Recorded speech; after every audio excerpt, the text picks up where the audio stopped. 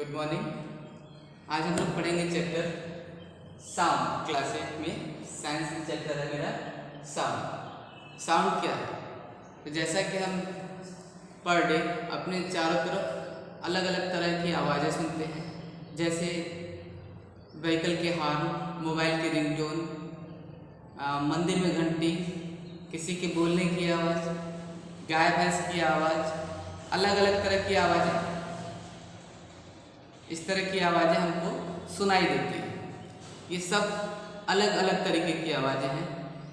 इन आवाज़ों के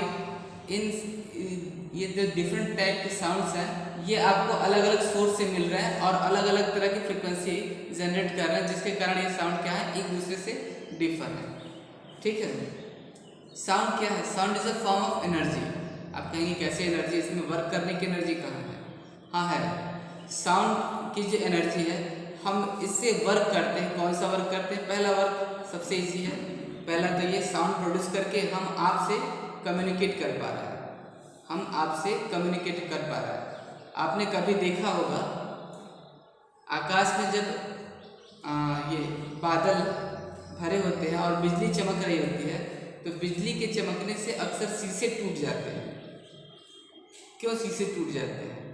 तो शीशे टूटते हैं, रीज़न यह है कि साउंड, जिस फ्रिक्वेंसी की साउंड आती है, जिस फ्रिक्वेंसी की साउंड आती है, उस वो फ्रिक्वेंसी इनके टूटने से मैच कर जाती है, जिससे ये क्या होते हैं, खिड़की पर लगे हुए शीशे जो हैं टूट जाते हैं।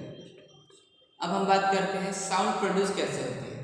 तो जैसा कि कभी आप बोलते समय अपने गले पे हाथ रखें तो आपको एक झंझनाहट, एक वाइब्रेशन आपको मिलेगा, वाइब्रेशन मिलेगा। तो वाइब्रेशन से साउंड प्रोड्यूस होती है।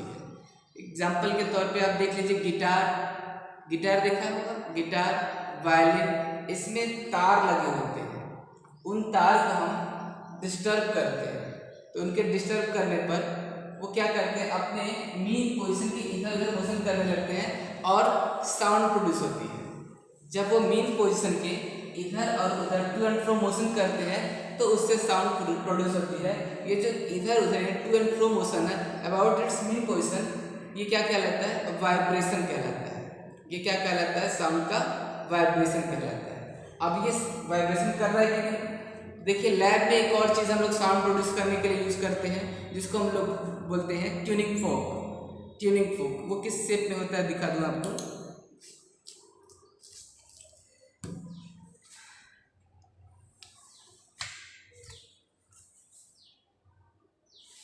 ये शेप होता है उसका, ट्यूनिंग फोक। हम इसको ऐसे हाथ पकड़ते हैं, ये इसके दो प्रॉन्ग कहलाते हैं, प्रॉन्ग। जैसे घर में आपने देखा होगा चिमटा, ठीक उसी तरह से एक ट्यूनिंग फोक होता है, जिसमें दो इसके ये क्या कहलाएंगे? प्रॉन्ग कहलाएंगे। इनको एक को अगर हम रबर के गद्दे पे मारे तो ये साउंड प्रोड्यूस करते हैं, साउंड प्रोड्यूस करते हैं। साउंड प्रोड्यूस कर रहा है।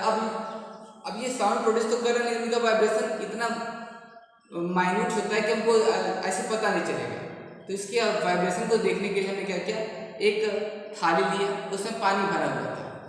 जैसे हमने इसको स्ट्रक किया रबर के किसी भी रबर के ऑब्जेक्ट पे स्ट्रक किया, तो ये वाइब्रेशन शुरू कर देता है। अब इसके लिए हम क्या करते हैं, इसको ले जाते हैं पानी भरे हुए किसी बर्तन के सरफेस पर। बर्तन की सरफेस से जैसे ही टच कराएंगे, तुरंत आप देखेंगे एक वाइब्रेशन चारों तरफ फैल जाएगा। जिस पॉइंट पर टच कर रहा है, उस पॉइंट के चारों ओर एक वाइब्रेशन जैसा रिंग बनने लगेगा। तो ये पानी में ये रिंग कैसे बनने लगी? रिंग बनने लगी इसके वाइब्रेशन की वजह से। अगर ये वाइब्रेशन वाइब्रेट नहीं करता तो साउंड प्रोड्यूस नहीं होती। दूसरे एक एग्जांपल, अपने घर में थाली ले लीजिए, थाली के साइड में स्ट्रक करिए, अपने हाथों से स्ट्रक करिए, तो आप देखेंगे थाली के जो किनारे वाले हिस्से हैं वो लगातार ऐसे से वाइब्रेट करते हैं। उसमें रखा हुआ पानी, अगर पानी भर दिया आपने, तो वो भी लगातार उसमें ये डिस्टर्बेंस रहेगी पानी में। रीजन क्या है? ये इसके वाइब्रेशन के कारण से है। ऐसा सिर्फ इसके वाइब्रेशन के कारण है। तो इस तरह से हम बता सकते हैं आपको कि साउंड जो प्रोड्यूस होती है वो किसके कारण होती है? वाइब्रेशन के कारण होती है। तो वाइब्रेशन क्या होता है? पानी में जब आपने पत्थर फेंका तो ये ऐसे चलता है,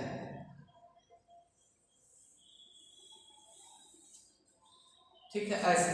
जहां पे पत्थर गिरा वहाँ पे ये जो बन रहा है रिंग, इसको कह सकते हैं वेव जो बन रही है वो क्या है मैक्सिमम होती है और किनारे जाते जाते ये क्या होती है धीरे धीरे खत्म हो जाती है।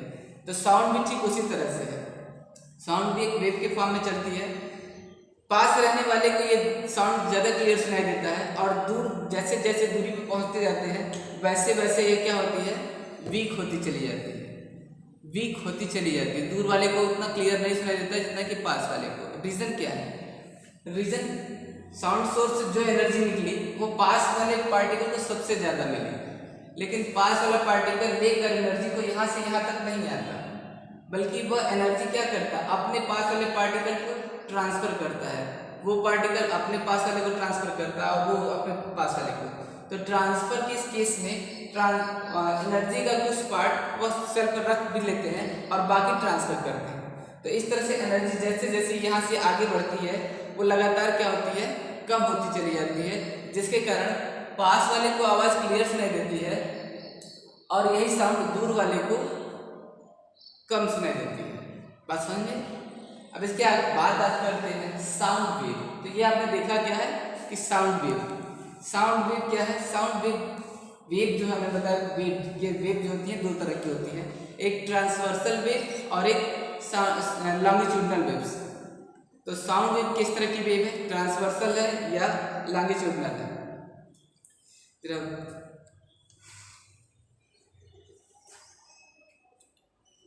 साउंड वेव जो है ट्रांसवर्सल वेव है या लॉन्गिट्यूडनल वेव है। तो ट्रांसवर्सल वेव क्या है? जैसे ऐसी वेव जिसमें मीडियम के पार्टिकल, ऐसी वेव जिसमें मीडियम के पार्टिकल, ऐसी वेव जिसमें मीडियम के पार्टिकल वेव के चलने के परपेंडिकुलर चलते हैं, यानी वेव ऐसे चल रही है और वो ऐसे मोशन कर रहा है ना, वेव ऐसे चल रहा है और पार्टिकल ऐसे मोशन कर रहा है। तो इस तरह की वेव को हम कहते हैं ट्रांसवर्सल वेव्स। फॉर एग्जांपल, आप कभी खेलने गए हो, खेलते समय आपकी बॉल पानी में चली गई, पानी में चली गई, अब निकालने के लिए आप प्रयास करते हैं कि पानी में दिख रही है, तैर रही है बॉल पानी में, और आप उसको निकालने का प्रयास करते हैं। तो कैसे करते हैं? बॉल मान लीजिए या कि यहाँ पे है और आप पत्थर मारते हैं, तो पत्थर मारते ही पत्थर यहाँ गिरा, बॉल से कुछ दूरी पे गिरा, तो यहाँ से वेव जनरेट हुई, ये धीरे धीरे ऐसे ऐसे आगे बढ़ रही है। तो वेव यहाँ से ऐसे करके आगे बढ़ रही है, लेकिन बॉल अपनी ही जगह ऊपर नीचे कर रहा है। ये जो है यहाँ वेव जो है आगे बढ़ रही है, लेकिन बॉल जो है अपनी ही जगह ऊपर नीचे कर रहा है। तो इस तरह की वेव को हम कहते हैं ट्रांसवर्सल वेव्स। क्या बोलते हैं? Transversal waves. और लॉन्गिट्यूडनल वेव्स क्या है?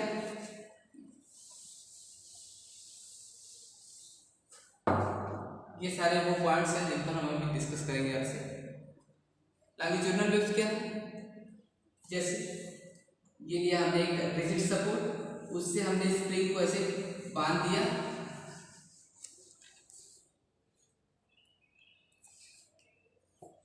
और इसमें एक वेट लटका दिया, ऐसे एक वेट लटका दिया। अब इस वेट को हम ऐसे खींच के छोड़ेंगे, खींच कर छोड़ेंगे तो क्या होगा? वेव भी ऐसे ऐसे आगे बढ़ेगी, वेव भी ऐसे ऐसे आगे बढ़ेगी और पार्टिकल भी इसका ऐसे ऐसे ही चलेगा। यानी कि ऐसी वेव जिसमें मीडियम के पार्टिकल वेव की डायरेक्शन में चलते हैं, ऐसी वेव जिसमें मीडियम के पार्टिकल वेव की डायरेक्शन में चलते हैं, क्या कहलाता है? Longitudinal waves. साउंड वेव क्या किस तरह की वेव हो गई? लॉन्गिट्यूडनल वेव्स हो गई। साउंड वेव जो है वो लॉन्गिट्यूडनल वेव्स। तो लॉन्गिट्यूडनल वेव्स है तो वेव तो ऐसे ही चलेगी।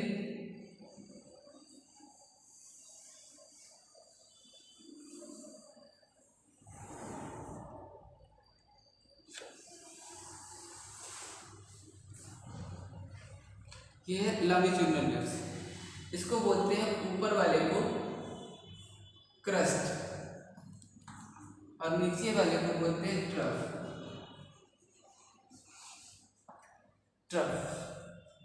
वेव मैक्सिमम, अब वेव है तो साउंड वेव है तो इससे कुछ जुड़े कुछ टर्म्स हमको भी जान लीजिए। कौन कौन से? एम्पलीट्यूड नाम लिख रहे थे, देख लीजिएगा।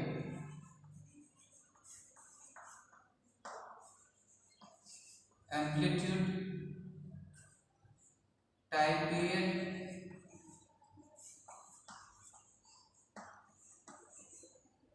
फ्रीक्वेंसी, इतनी चीजों के बारे में हम यहाँ बताएंगे क्योंकि साउंड उन पर डिपेंड करते हैं। और फिलहाल एम्पलीट्यूड क्या है?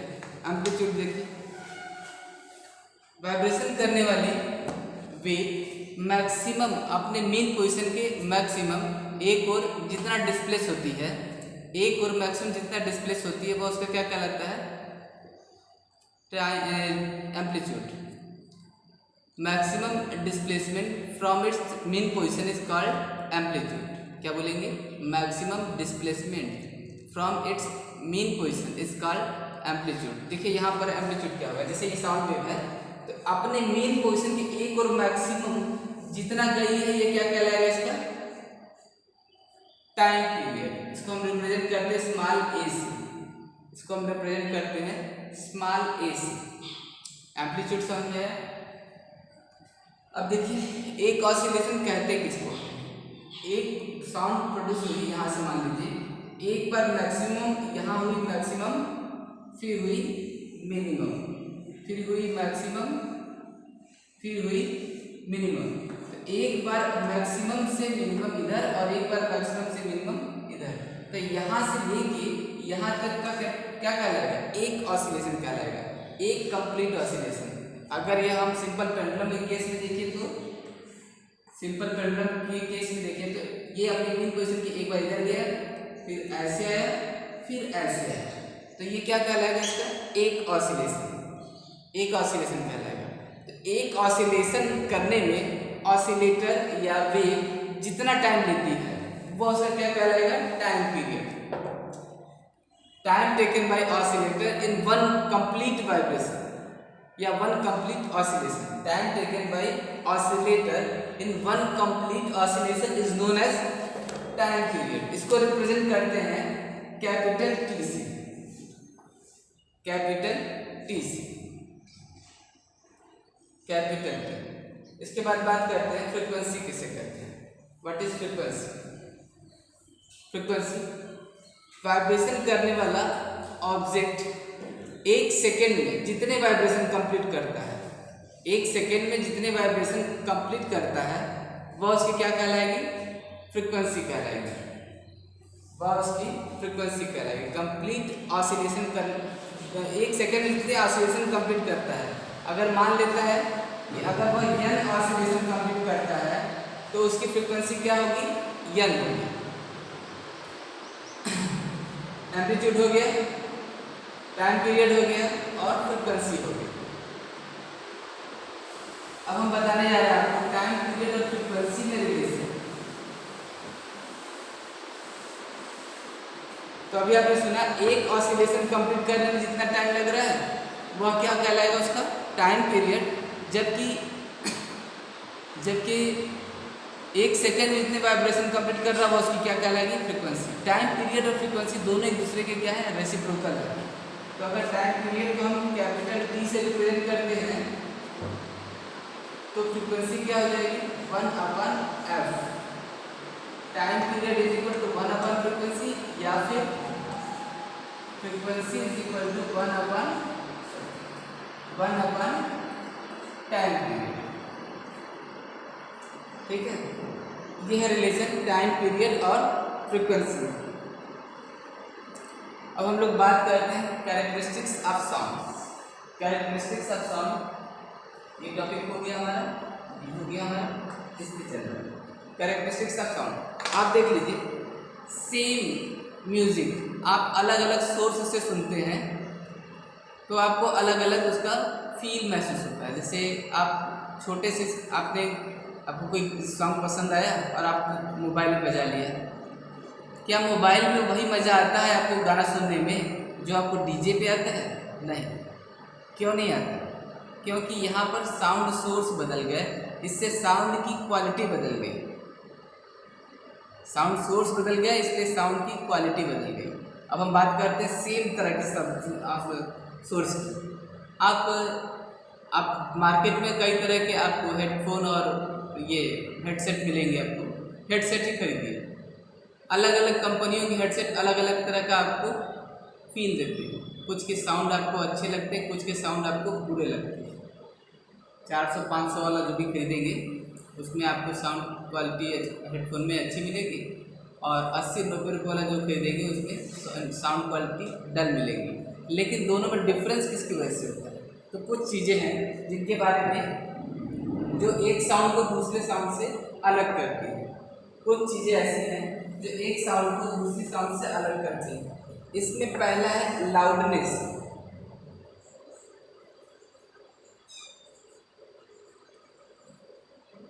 लाउडनेस पहला है। लाउडनेस यह किस पर डिपेंड करता है? यह साउंड के एम्पलीट्यूड पर डिपेंड करता है। यह साउंड के एम्पलीट्यूड पर, साउंड का एम्पलीट्यूड जितना अधिक होगा लाउडनेस उतना ही ज़्यादा होगा।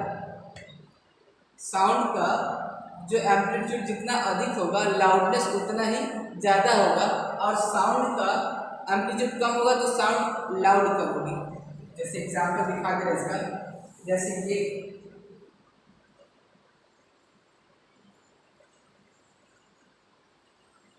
एक साउंड है और एक साउंड ये है।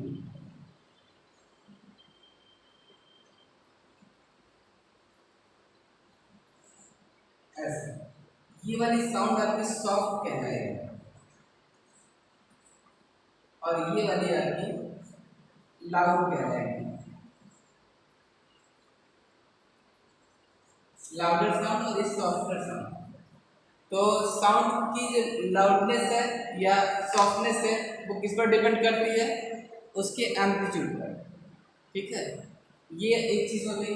दूसरा, सेम म्यूजिक सोर्स है, सेम म्यूजिक सोर्स है तब तो आपको सेम मिलेगा लाउडनेस, लेकिन अलग अलग म्यूजिक सोर्स सेम कैटेगरी के हैं तो आपको ये लाउडनेस सॉफ्टनेस अलग अलग हो जाएगा। आपने देखा होगा कि एप्पल का है तो उसका अच्छा सुनाई देता है, वीवो का है तो उसका खराब सुनाई देता है। ऐसा कुछ लोगों के मन में है। तो दरअसल इसकी वजह से अलग अलग लाउडनेस, अलग अलग सॉफ्टनेस, JBL का अच्छा सुनाई देता है, बोट का खराब सुनाई देता है, ऐसा लोगों का मानना है। क्यों? जबकि दोनों सेम तो दे रहे हैं आपको, कान में लगाइए दोनों से आपको सेम साउंड मिलती है, सेम साउंड सुनने को मिलता है। लेकिन एक में साउंड आपको अच्छा लगता है, दूसरे में लगता है कान में चुभ रहा है। चुभता किसकी वजह से? तो पिच। दूसरा पॉइंट क्या है? पिच। ये लाउडनेस समझ में आया? दूसरा कैरेक्टर इसका पिच। पिच ये किस पर डिपेंड करता है? साउंड की फ्रीक्वेंसी पर। हाई पिच और लो पिच के साउंड, हाई पिच और लो पिच किस पर डिपेंड करते हैं? फ्रीक्वेंसी पर। अगर फ्रीक्वेंसी ज़्यादा है तो पिच उसकी हाई हो जाएगी, और फ्रीक्वेंसी लो है तो पिच उसका लो हो जाएगा। डल और ज़्यादातर मानते हैं कि पिच से आवाज़ मोटी और पतली होती है। हम लोग यानी जेंट्स की वोकल कार्ड बड़े होते हैं।